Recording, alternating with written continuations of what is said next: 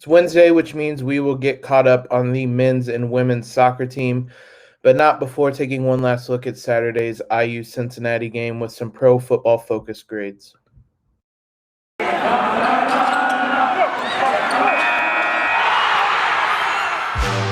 are Locked On Hoosiers, your daily podcast on the Indiana Hoosiers. Part of the Locked On Podcast Network, your team every day. What's up, Hoosiers? It is Wednesday, September 22nd. This is Locked On Hoosiers, your daily source for IU athletic news. I am your host, Jacob Rude, coming to you a little later than expected on Wednesday. I told you guys I would be traveling. I had high hopes that I wouldn't be able, or that I'd be able to record after the flight, but long day of traveling, long day of finding my way out of LAX led to a late night. So we're coming to you a little later on Wednesday. The good news is I will have Thursday's episode recorded this afternoon, and then we should be on track after that. But you didn't come here to hear my travel horror stories. You came here for IU news, and we have it today. As I mentioned, we're going to take a look at those pro football focus grades we didn't get to in Tuesday's episode, and then get caught up on the men's and women's soccer teams as they both had their Big Ten openers, and the men's team had a second Big Ten game in the last week. Before we do that, though, you guys need to be checking out the Big Ten, Locked On Big Ten podcast. Has all the news you guys could want for the Big Ten. Big Ten conference play for football starts here soon, so no better time to get caught up on how things are going around the Big Ten than with Nate Dickinson and the Locked On Big Ten podcast. While you guys are there, be sure you are subscribed to Locked On Hoosiers. Head on over to the YouTube channel. It'll be a little bit of a different background for those watching this the rest of this week. I'm in a hotel room, obviously, sunny LA right outside here, but it's something we'll just have to make do with the next week or so. But be sure you are following us on YouTube, subscribing there, subscribing wherever you guys get your favorite podcasts. Follow us on Twitter at @LO_Hoosiers and on Instagram at Locked On Hoosiers. We're going to jump into a little bit of a shorter show today. As I mentioned on Tuesday, our fearless leader, Ross Jackson, sent over the pro football focus grades for Saturday's game. So first segment, we're going to talk about the positives. Second segment, we'll look at some of the negatives and if there's any trends going on there. There's a couple obvious ones with the positives. We'll start on the offensive side of the ball. The highest graded player on either side of the ball, I believe. Let me double check that. Yeah, the highest graded player on either side of the ball probably isn't a surprise, but it's DJ Matthews. He played on 46 total snaps, 27 of them were pass plays. He finishes with an 85.9 grade, far and away the best on the offense and far and away the best overall on the day. Huge day for him. Hopefully means Penix has gained a little trust in him and we'll be able to rely on him a little bit more. He was filling a very important role with that Whop Phillier role. That was somebody obviously Penix trusted last season. So if he can develop that same kind of trust, could spell some big things in Big Ten play. Technically, second best offensively was Davion Irvin Poindexter. He only featured in 10 plays, though. Next, though, was a guy who has been up and down this list. We talked a lot about him last week. Peyton Hendershot was tremendous in the passing game. He's the third highest graded player. That comes with a caveat. He graded out at 89.4 passing. These are out of 100, obviously. 89.4 is the best kind of singular area grade. That would have put him above DJ Matthews if it was his overall grade. But he struggles in the blocking game. 29.6 pass blocking, 40.7. He is not a blocking tight end. He is a pass-catching tight end, which is probably why some of these other guys, Matt Bjornson was in a lot on the run blocking, pass blocking situations. He didn't grade out very well. You'll hear his name in the second segment, but that is why some of those other guys feature a little bit more, though. Peyton Hendershot was in 28 run blocking plays, which is almost as many routes as he ran on the day. Stephen Carr was up there as well, 65.2. Really great game in the passing game. He had the one screen pass early on. That was a really good play call. He had the touchdown, obviously. That really buoyed that, though. And then, surprisingly, the last player to grade out largely positive in the offense is Matthew Bedford. He made the move to right guard. He talked about that on Monday and graded out really well in the run blocking game, and that seems to be a bit of a recurring trend with this offensive line. It wasn't as much on Saturday, but typically they're better run blocking than pass blocking, which great news for Stephen Carr, terrible news for Michael Penix, but he graded out really well in the run blocking game, 70.2, but struggled pass blocking as pretty much the whole offensive line did. So a couple other notable names in that middle section. David Ellis only had 5 snaps. I know he was injured in the preseason. It's interesting how little they've used him. It'll be interesting to see if he gets more involved. Miles Marshall graded out about bang average. He's been underwhelming this season considering the expectations. Tim Weaver, left guard, played 26 snaps. He actually graded out really well in pass blocking, going against everything I just said about Bedford. Dylan Powell was up there better in the run block. He was really bad in the pass block. So some familiar names up there for the Hoosier offense. Defensively, this one I can't say everyone because not shockingly, the entire defense played well. A couple notable names. Weston Kramer was the highest graded player. Continues to be a revelation for this team, especially as the transfer Raheem Lane, who moved from cornerback to safety, is up there. He was the highest graded tackler on the team, 85.3. Cam Jones is third highest on the team overall.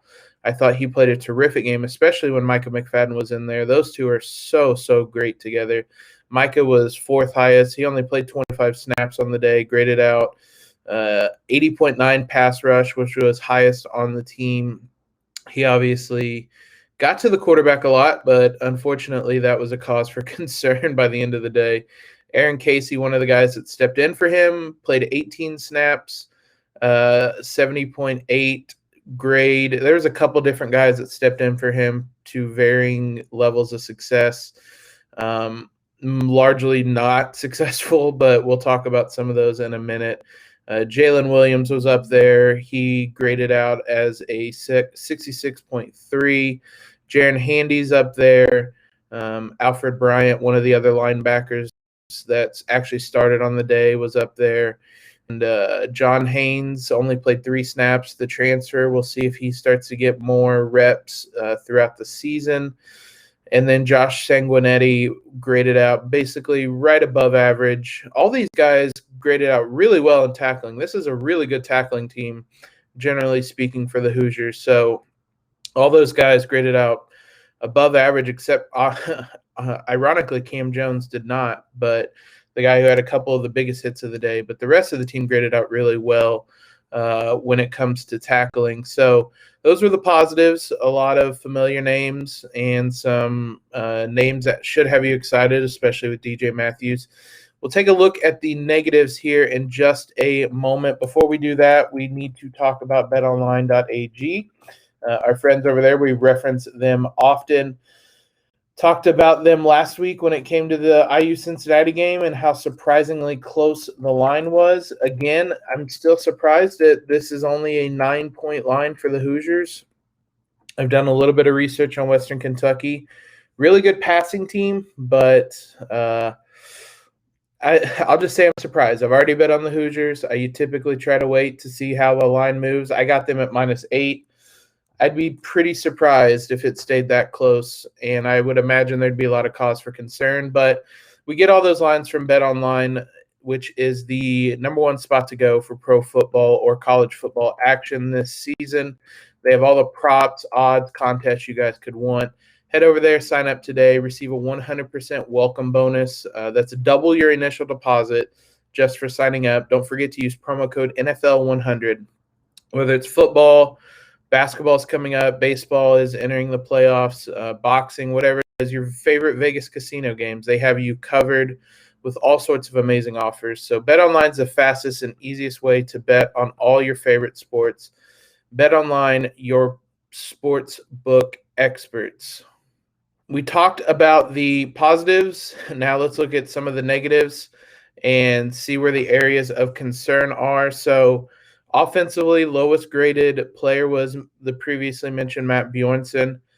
He featured 31 snaps total. They didn't run as many two tight end sets as they did at times during that Idaho game. Bjornson only had 31 snaps. AJ Barner, who had the big touchdown, the long touchdown, I should say, against Idaho, only had 3 snaps. So wasn't in there as much, and Bjornson really struggled the times he was in there, graded out as a 38.8. He was largely in there. Run blocking and pass blocking were 24 of his 31 plays, and he did not pass block well at all. Really struggled in the run block game. Luke Haggard is second lowest player, left tackle. Again, just not great. He 44 pass blocking plays. He grades out at a 45. 36 run blocking plays. He grades out as a 45.6.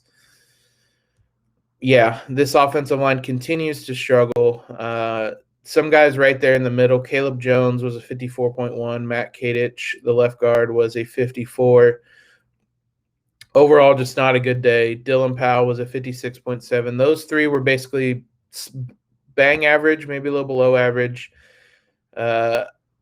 Part of it we talked about, that was a really good Cincinnati team, a top 10 defense, but this offensive line really has shown little sign of progress so far. Not shocking, Michael Penix, 46.2, third lowest grade. There were some high highs, there were some low lows. The low lows being the turnovers always are going to plummet any sort of grade. Fry Fogle was the next lowest, which is a surprise. He was in 64 plays and just struggled mightily. 49.1 passing grade. Just a brutal game from him. He really, really needs a big turnaround on Saturday against Western Kentucky. And then the last guy, another disappointing in a different way, Cameron Buckley, graded out as the next lowest player. It's a little different. You weren't quite as sure what the expectations for him are going to be this season. And so I would have hoped for a little bit more, but nonetheless, there's still time for him to get adjusted, but he really struggled as well in the passing game. Overall, the wide receivers not named DJ Matthews need to get better to help Michael Penix out. When you have a struggling quarterback, you need guys to step up and help him out, which is what this wide receiver core is doing the opposite of right now. Defensively, the lows weren't nearly as low overall, but the lowest graded player was Thomas Allen, who was the one who came in for Micah McFadden. Part of it's not really his fault. He comes out as a 51.7, really struggled tackling. 32.8. I think some of the momentum change, some of the kind of psychological effects on the defense as a whole made everyone struggle, which tends to make that grade look a little worse. It was a brutal spot for him to be put in, and you can't really fault him for struggling that much on the day. Bryant Fitzgerald, who came in at strong safety, was next lowest, 32 snaps. Again, another good tackling performance, but he struggled in coverage on the day. Marcelino McCreary-Ball actually comes in at 57.4. Now, these are all relative. 57.4 would have been maybe like the hot upper half of the offense to give you some context there. But with this defense, it's one of the lowest grades. And that comes even with him getting that interception. He still didn't grade out very well in coverage. It was a tip ball, so I don't really know how much credit he gets for that. He's still really good at tackling, but he also struggled in the run defense, which is actually one of the areas that he typically excels in. You have a couple subs in the next couple positions. The next lowest starter is someone I wanted to talk about is Taiwan Mullen. Again, 61.3 isn't low necessarily, but I've been surprised how little we've seen of him. He's made some – tackling hasn't been an issue, and honestly, he might be the team's best tackler. It's been some of the other coverage stuff that's been surprising. He was targeted 6 times on Saturday. He gave up 4 catches for 37 yards. There were no yards after the catch, but for an All-American corner, you would think or hope that it would be a little bit better. The one play that probably tanked this rating the most was that jump ball to the tight end where he just has a size advantage and Mullen could do little about it. I wonder how much that impacted the grade. If you take that play out, if it changes things a lot. But still, he's a name we haven't really just seen in general a lot. It's not a name that they're not targeting, or it's not a situation where they're not targeting him. There were 6 targets on the day, so we'll see if he's able to get on track as well. It's a much less worrying concern. Like I said, he's still graded out above average overall on the day. Comparing these offensive and defensive ratings against one another, everyone on the defense, aside from a couple names, grades out in the top half or better relative to the offense. So it's certainly more concerns on the offensive end. Again, it's an opponent on Saturday with Western Kentucky that you hope will be able to the Hoosiers will be able to get back on track, but we will see. As I said, and as we always do Thursday, I will give a deeper preview on them and take a look at what to expect. They pass the ball a lot, and they give up a lot of rushing yards. One of those plays into the Hoosiers' hands with the strong secondary running the ball. We will see. We will see how that goes, but I would expect a heavy dose of Stephen Carr, but we're going to talk about that on Thursday's episode. That'll do it for football. That'll do it for the Cincinnati game. That's in the past. We're done talking about it. We spent a good chunk, all of Monday's pod was on it, and then Tuesday's pod, we talked about Michael Penix and spent a whole segment on his performance in that Cincinnati game. That'll do it for that game. It's in the past. We're not talking about it anymore. We're moving forward now. Now we have Western Kentucky and then the Big Ten coming up. So we're going to get caught up on the men's and women's soccer teams now and see how their Big Ten openers went as well. Spoiler, not great, but stay tuned and we will dive into those. Before we do that, you guys know how much I love Built Bar, and if I found out that me loving the cookies and cream Built Bar was actually a pretty controversial take. So I'm a big fan of cookies and cream, everything, whatever it is. I'm a big fan. It's my kryptonite. That's not always the case with everyone else, but if you don't like cookies and cream, there's all kinds of other stuff: coconut almond, cherry, raspberry, peanut butter brownie, salted caramel, whatever it is that you guys like, Built Bar has you covered. If you're not sure if a lot of those sounded good, they have a mixed box for you guys as well that you can get 2 of each of the flavors. Not only are they delicious, but they are also healthy. 17 to 18 grams of protein, 130 to 180 calories, 5 grams of sugar, 4 to 5 grams of carbs. So you got some amazing flavors. They're all tasty. They're all healthy. Go to BuiltBar.com, use promo code LOCK15, and you'll get 15% off your first order. Promo code LOCK15 for 15% off at BuiltBar.com. Also need to talk about Prize Picks. Still don't have Saturday's props loaded up yet, but we will jump on them as soon as they do. We'll probably talk about that in Friday's episode. Guys could have made some money if you listened to me on Saturday. We nailed both of our Prize Picks selections. For those that don't know, they're the leader in college daily fantasy sports, and it's daily fantasy sports made easy. It's a fun little game. They have all sorts of props, more than you could possibly imagine.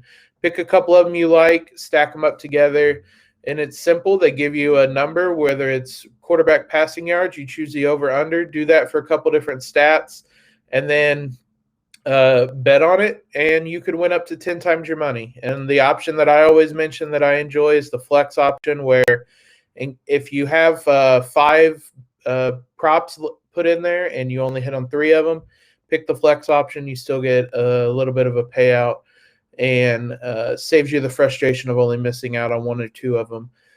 Prize Picks also allows mixed sports entries if you guys want to throw some baseball in there, some pro football with some college football, whatever it is. Use the award-winning app on both the App Store and Google Play. Entries can be made in 60 seconds or less, and they offer safe and fast withdrawals. Don't hesitate. Check out prizepicks.com or go to the App Store and download the app today. Prize Picks is daily fantasy sports made easy.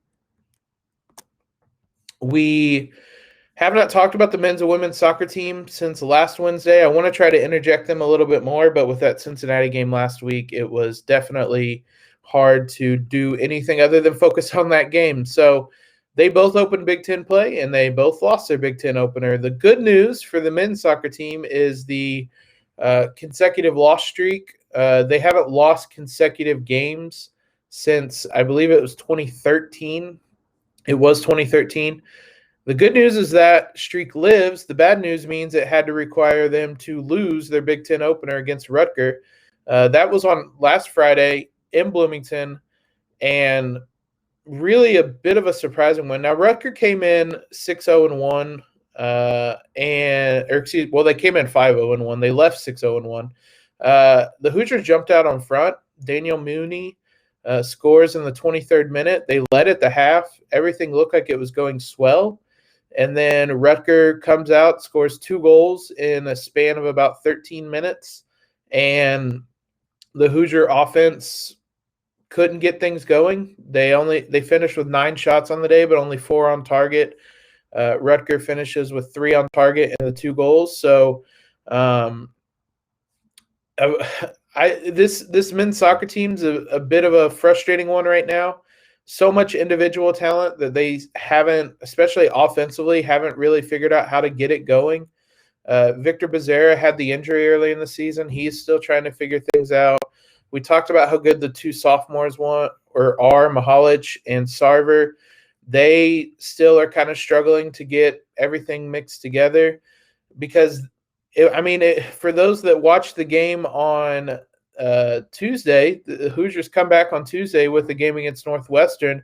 That was on the Big Ten Network. If you watch it on Tuesday, you probably are really concerned because Northwestern scored in the 6th minute and led at the half 1-0. And suddenly the Hoosiers are looking at not just 2 straight losses, but 2 straight Big Ten losses. And considering that they've won about every title the Big Ten has given out in the last 3-4 years, that was concerning. But they bounce back in the second half. Samuel Sarver gets the goal in the 46th minute right out of the half to tie the game. Indley gets a goal about 5 minutes later to put them up 2-1. And the Hoosier offense kind of collectively got itself together and shut out Northwestern for the big road win. I know the wind played a factor in that one. First half, the Hoosiers were going into the wind in Evanston, right off the lake, and the second half they were going with it. And that does make a difference, especially those clearances, goal kicks, things like that. So Hoosiers bounce back with a win. Still not too impressive. Still have a lot of things to work on. The good news is they are off till Sunday. They haven't to figure it out. They play Michigan. It'll be on Big Ten Plus, and we will talk about that game no later than next Wednesday, and hopefully a little bit sooner. The women's team also dropped their Big Ten opener. It was a little more frustrating of a game. Again, Michigan State comes in at 5-0-2, and we talked about the Hoosiers 6-1-1 coming into the game. The Hoosiers actually outshot by far Michigan State, but Cameron Evans for the Spartans gets the goal in the 16th minute. The Hoosiers outshot them 19-8, but only had 5 shots on target to Michigan State's 4. For as many shots as they had, they couldn't really threaten the goal and ultimately came away with a pretty disappointing effort offensively, considering how many shots they were able to get, that they weren't able to challenge the keeper more. So they fall to 6-2-1. Still a terrific start for them this season, but they were hoping for a little bit better, I would imagine, against Michigan State. They're back in action on Thursday, and that game will be on the Big Ten Network. So no reason not to tune in Thursday, 8 o'clock, Big Ten Network at Bloomington. Hopefully tons of fans are there. Support this women's team that is performing well overall heading into, or at this point in the season. Even if they fall in their Big Ten opener, then they will also be in action on Sunday. They'll be at home again against Illinois. We will talk about both of those games again no later than next Wednesday. That'll do it for us today, though, guys. As I said, a shorter show. We will have, this is my vow, we will have Thursday's show out on Thursday morning so that you guys can get everything you need to know about Western Kentucky. And then we will have Friday's show where we just go over the basics, look at the final lines on Friday, look at some prize picks as well, look at some matchups to watch, so on and so forth. Appreciate you guys, all the support. If you guys haven't already, subscribe to us on YouTube, subscribe to the podcast wherever you guys get it. Leave a rating and review wherever you guys can. I do check those regularly, and I appreciate all the support you guys have given. While you're over there, be sure to follow the Locked On Bets podcast. The guys, your boy Q, Lee Sterling, do a great job over there with daily picks, blowout specials, all sorts of stuff to make sure you guys have all of the best bets. Follow the Locked On Bets podcast, brought to you by BetOnline.ag or wherever you get your podcasts. Have a great Wednesday, everybody, and LEO.